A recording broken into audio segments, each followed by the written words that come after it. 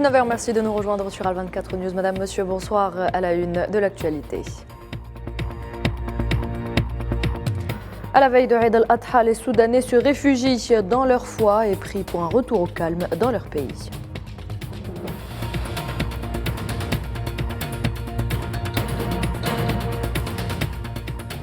En visite de travail à Alger, le secrétaire général de l'Organisation des pays arabes exportateurs de pétrole a été reçu par le Premier ministre algérien Ayman Ben Abdelrahman et le ministre de l'Énergie et des Mines Mohamed Arkab.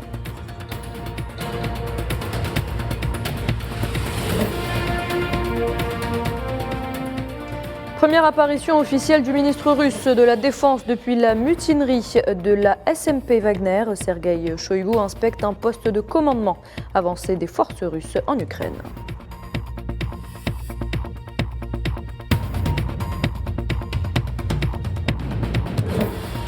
Et puis les États-Unis nient toute implication dans la mutinerie de Wagner, déclare le chef de la diplomatie russe Sergueï Lavrov.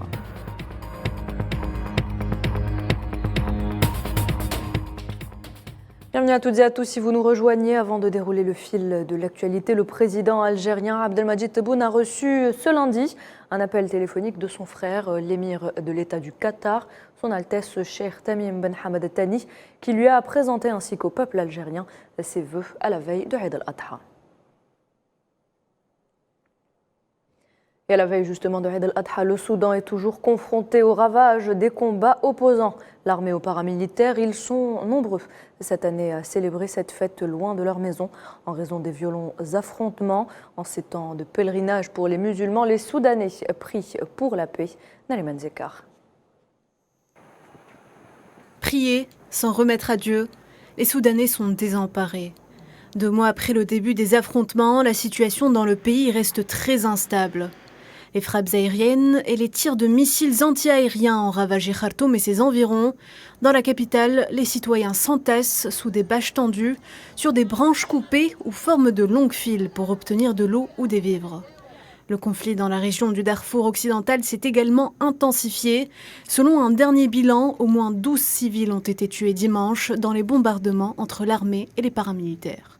En tout, 2,2 millions de personnes sont déplacées à l'intérieur du Soudan, alors qu'un demi-million d'autres ont quitté le pays. Pour garder espoir, les Soudanais se rattachent à leur foi. En pleine période de Hajj, ils se sont rassemblés à la Mecque pour prier pour la paix et la stabilité dans leur pays, déchiré par la guerre. Nous espérons que le Soudan redeviendra tel qu'il était. Nous avons prié à Médine et nous avons prié ici à la Mecque et nous le ferons également pendant Arafat. Peu de temps après l'expiration d'une trêve de 72 heures, les combats ont très vite repris. Les pénuries de nourriture, d'eau potable et de fournitures médicales se sont aggravées, plongeant le pays dans la pire crise humanitaire de son histoire.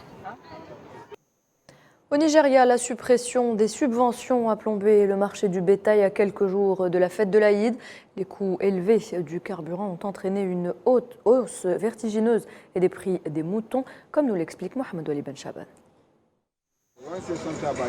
La suppression de la subvention sur le carburant a sévèrement affecté le commerce du bétail au Nigeria. Une décision qui a fait s'envoler les prix de l'essence, des transports et des denrées alimentaires. Les commerçants de bétail déplorent. Je crois que la suppression des subventions a vraiment affecté notre entreprise en raison du coût élevé du transport. Parce que le taux de transport était différent de celui de l'année dernière. Je me rappelle, l'année dernière, nous avons pu transporter notre bétail de Maïdougoura à Lagos pour le tarif de 1 million de naira, alors que cette année, il s'agit d'un taux différent de 1,4 à 1,5 naira, ce qui a certainement affecté le coût du bétail. L'augmentation des coûts de transport a considérablement érodé la marge bénéficiaire des commerçants. Les ventes ont été si mauvaises cette année qu'elles ne bougent même pas. Du matin au soir, nous ne pouvons vendre qu'1 ou 2 béliers. Comme hier, je n'ai vendu que 2 béliers pour 120 000 et 130 000 naira. Donc je n'ai que 10 000 ou 15 000 naira comme bénéfice. Je vais acheter du carburant, je vais manger. Donc nous travaillons pour rien. Les prix des moutons ont dépassé toutes les prévisions. De nombreux Nigérians contraints à renoncer au rituel du sacrifice cette année. Venir au marché pour découvrir que les prix de ces béliers sont devenus tellement élevés que prévu, je ne peux même pas me permettre d'acheter un mouton. Je devrais peut-être rentrer chez moi. Face à cette situation, le gouvernement a appelé les habitants à faire preuve de patience et accepter des sacrifices et promet des investissements futurs. On reste au Nigeria où un nouveau déversement de pétrole dans une installation Shell a contaminé des terres agricoles et une rivière, bouleversant les moyens de subsistance des communautés de pêcheurs et d'agriculteurs dans une partie du delta du Niger, une région qui subit depuis longtemps la pollution environnementale causée par l'industrie pétrolière.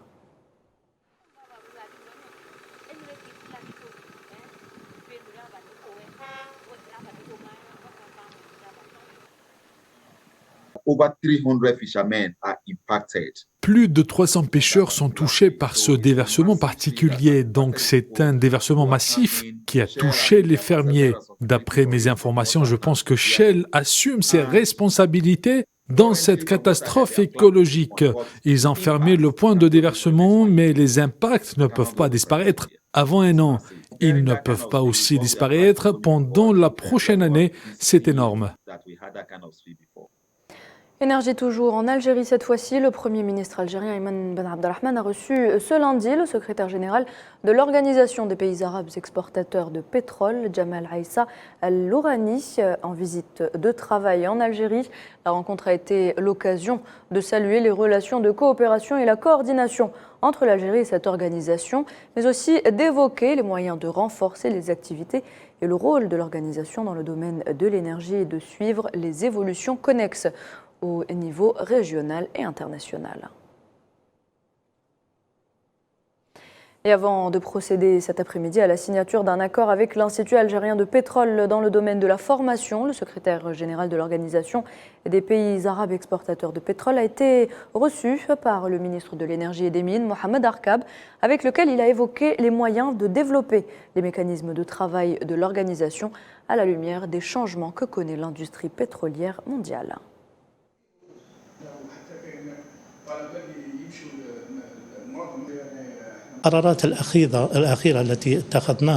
Les décisions prises lors de la dernière session du Conseil des ministres visent à développer et mettre à jour notre organisation et ce, dans le but d'étudier et d'analyser l'état et la situation du marché pétrolier qui a connu des perturbations. Nous avons également examiné avec le secrétaire général de l'OPAEP tous les projets d'avenir, que ce soit à court et à long terme, ainsi que tous les projets que l'Algérie participe et contribue au sein de l'OPAEP, visant à apporter ce qui est nécessaire pour le développement de l'organisation. Nous avons informé son Excellence sur les dernières préparatifs du congrès de l'énergie qui aura lieu prochainement au Qatar. Sincèrement, je tiens à remercier le soutien indéfectible que nous accorde le ministre et l'Algérie en général. Je suis très heureux d'être ici présent en Algérie.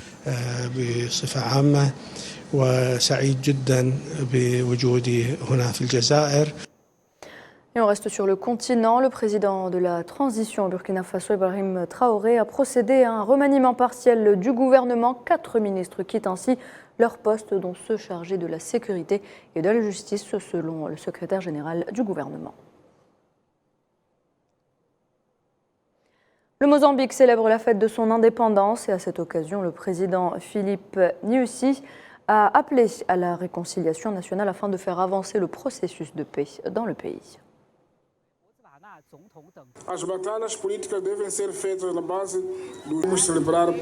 Nous célébrons le jour de l'indépendance et appelons tout le peuple mozambicain à œuvrer pour que la paix soit effective et durable et que désormais les combats politiques doivent être fidèles à la paix et aux voies légales et constitutionnelles. Dans l'actualité également, l'armée ukrainienne affirme avoir libéré Rivnopil, une localité de la région de Donetsk située sur le front sud, dans la zone où les troupes de Kiev ont légèrement progressé ces dernières semaines.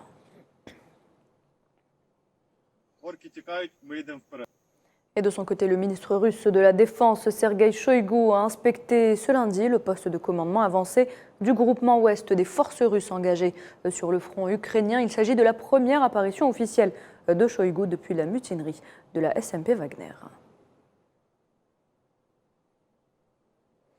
Le ministre russe des Affaires étrangères, Sergueï Lavrov, a déclaré que l'ambassadeur américain à Moscou avait contacté des représentants russes pour signaler que Washington n'était pas impliqué dans la révolte armée de Wagner.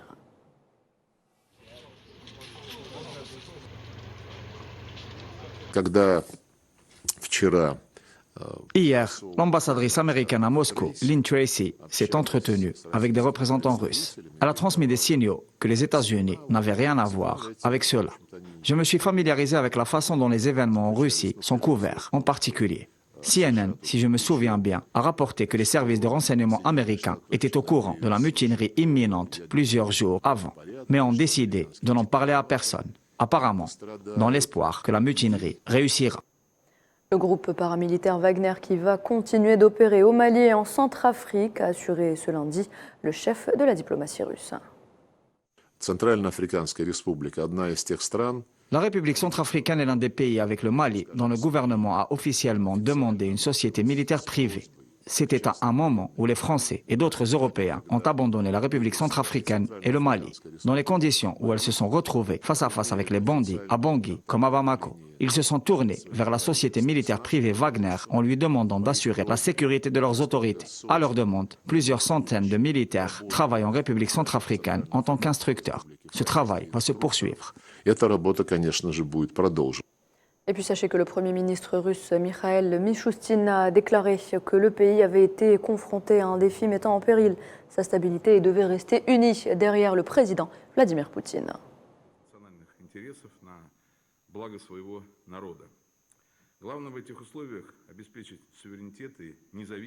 Россия переживает важный период своей истории. La Russie traverse une période importante de son histoire. Comme l'a noté le président, la quasi-totalité de la machine militaire, économique et d'information de l'Occident est dirigée contre nous. En substance, nous nous battons maintenant pour le droit de choisir notre propre voie sur la base des intérêts nationaux et du bien du peuple. L'essentiel dans cette situation est d'assurer la souveraineté et l'indépendance de notre pays, ainsi que la sécurité et le bien-être de nos citoyens. Pour cela, la consolidation de l'ensemble de la société est particulièrement importante. Nous devons agir ensemble comme une seule équipe et maintenir l'unité de toutes les forces en se ralliant autour du président. Nous devons prendre des décisions unifiées, calculées, pour atteindre efficacement les objectifs fixés par le chef de l'État.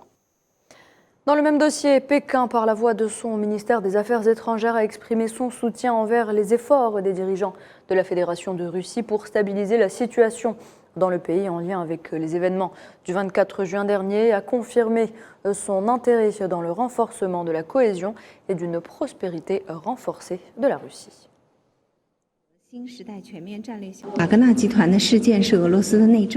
L'incident du groupe Wagner fait partie des affaires intérieures de la Russie. En tant que voisin ami de la Russie et partenaire de coopération stratégique globale pour la nouvelle ère, la Chine soutient et croit en la capacité de la Russie à maintenir la stabilité nationale et à parvenir au développement et à la prospérité. La Chine et la Russie entretiennent une communication étroite et de bonne qualité à tous les niveaux. L'Australie, de son côté, soutient l'Ukraine et annonce une nouvelle aide militaire à Kiev pour un montant de 74 millions de dollars. This additional support will make a real difference, helping the Ukrainian people who continue to show great courage in the face of Russia's illegal. And it is very important that Australia. This additional support will make a real difference. Et nous continuerons à nous engager avec l'Ukraine aussi longtemps qu'il le faudra pour soutenir le président Volodymyr Zelensky et le peuple ukrainien dans cette lutte. C'est un engagement important, mais c'est nécessaire. Ce qui est en cause en Ukraine aujourd'hui, c'est le caractère sacré de l'ordre mondial fondé sur des règles. Et il est très important que les Australiens comprennent que cela engage notre intérêt national et nous resterons aux côtés de l'Ukraine aussi longtemps qu'il faudra à l'Ukraine pour résoudre ce conflit à leurs conditions. La candidature de la Suède qui veut se joindre à l'alliance militaire de l'OTAN discutée ce lundi lors d'une réunion des dirigeants nordiques en Islande. L'événement de 2 jours se tient juste avant le sommet annuel des dirigeants de l'OTAN prévu pour la mi-juillet en Lituanie. The accession of Finland and Sweden. L'adhésion de la Finlande et de la Suède à l'OTAN renforcera encore la sécurité de la Baltique. J'ai parlé hier au président Erdogan et je suis également en contact avec le gouvernement suédois et finlandais. Et nous avons convenu de convoquer une réunion de haut niveau à Bruxelles avant le sommet de Vilnius. Il y aura lors de cette réunion des ministres des Affaires étrangères, des chefs du renseignement et des conseillers à la sécurité nationale. L'objectif est d'avancer dans l'achèvement de l'adhésion de la Suède à l'OTAN. And national security advisors. The aim is to make progress in completing Sweden's accession to NATO. Et ce 26 juin coïncide avec la journée internationale contre l'abus et le trafic de drogue. À cette occasion, les États-Unis lancent un avertissement à propos des conséquences désastreuses de la production peu coûteuse, rapide et facile de drogue de synthèse, ce qui a profondément transformé de nombreux marchés dans le monde. Nailaït Hamouda. Ecstasy, cannabis ou encore amphétamine. Ces drogues bien connues sont aujourd'hui bien plus dosées qu'hier. Et comme si cela ne suffisait pas, un nouveau marché, celui des opiacés de synthèse, explose. Ce sont des substances détournées des médicaments par exemple, ou des stimulants. Des drogues qui contiennent des molécules extrêmement puissantes. L'ONU a averti et a mis l'accent sur les conséquences désastreuses de la production de ces drogues de synthèse, qui a transformé de nombreux marchés dans le monde. Selon l'Office des Nations Unies contre la drogue et le crime organisé, dans un communiqué accompagnant la publication dans son rapport annuel, le fentanyl, un opiacé de synthèse 50 fois plus puissant que l'héroïne, a radicalement modifié la consommation des opioïdes en Amérique du Nord. Cette drogue surpuissante tue 70 000 personnes par an aux États-Unis. L'ONUDC a évoqué aussi la situation en Afghanistan, où la baisse attendue de la culture du pavot à opium, du fait de son interdiction par les talibans, pourrait entraîner une réorientation vers la fabrication de méthamphétamine. Le pays est déjà un des principaux producteurs de ce stimulant addictif, qui reste la principale drogue de synthèse fabriquée illégalement dans le monde. Nous devons intensifier la lutte contre les trafiquants qui exploitent les conflits et les crises mondiales pour étendre la production de drogue, en particulier des substances synthétiques. La consommation de telles substances reste l'une des principales causes de mortalité dans le monde, que ce soit directement par overdose ou indirectement suite à un accident. Au niveau mondial, plus de 296 millions de personnes ont consommé des drogues en 2021, soit une augmentation de 23% en 10 ans. Le nombre de personnes souffrant de troubles liés à leur consommation a bondi à 45% sur la même période. Or, une personne sur 5 seulement est prise en charge. L'ère de cette drogue surpuissante semble n'en être qu'à ses débuts. Sport football, le mercato estival est en cours et l'été promet des rebondissements entre rempilation et départ. La valse des joueurs européens et africains sur le vieux continent s'accélère. Salah Faisal nous en parle. Après une saison footballistique mouvementée, pleine d'émotions particulières et ponctuée par une Coupe du Monde magnifiquement organisée par l'Émirat du Qatar, les acteurs qui animent le foot mondial ont bien mérité leurs vacances, reprendre un souffle et tracer des nouvelles perspectives d'avenir. L'heure des agents a sonné, le mercato estival est ouvert. Et les transferts ont déjà été conclus. Après un triplé historique avec Manchester City, l'Allemand Ilkay Gundogan, libre après 7 saisons avec les Sky Blues, rejoint officiellement le FC Barcelone pour 2 saisons avec une option de prolongation d'une année supplémentaire. Il touchera 10 millions d'euros pour chaque saison. La clause libératoire de l'Allemand s'élève à environ 400 millions d'euros. Après N'Golo Kanté, Edouard Mendy, Khalidou Koulibaly et Roberto Firmino, un autre joueur de la Première Ligue pourrait changer d'air et rejoindre l'Arabie Saoudite. Il s'agit de l'international algérien Riyad Mahrez, qui est très convoité par le club d'Al Ahly. Une offre difficile à refuser. Un contrat de 2 ans d'une valeur de 50 millions d'euros par an, plus des bonus. L'offre d'Al Ahly générera à Mahrez, qui aura 33 ans en février prochain, 5 fois plus de revenus que la prolongation de son contrat qu'il a signé à City l'été dernier. Mais rien n'est encore conclu. Le sélectionneur algérien Djamel Belmadi souhaite le voir continuer en Première Ligue. Le joueur de Chelsea, Kai Havertz, se rapproche d'Arsenal. Le transfert est estimé à 70 millions d'euros. Luka Modric a prolongé à Madrid une saison de plus, soit jusqu'en 2024. Le mercato est loin d'être fini. L'attaquant du Paris Saint-Germain, Kylian Mbappé, pourrait plier ses bagages dès cet été après son refus de prolongation de contrat avec le club de la capitale française. L'été s'annonce chaud. Et c'est la fin de cette édition. Merci de l'avoir suivi. Bonne soirée et à demain.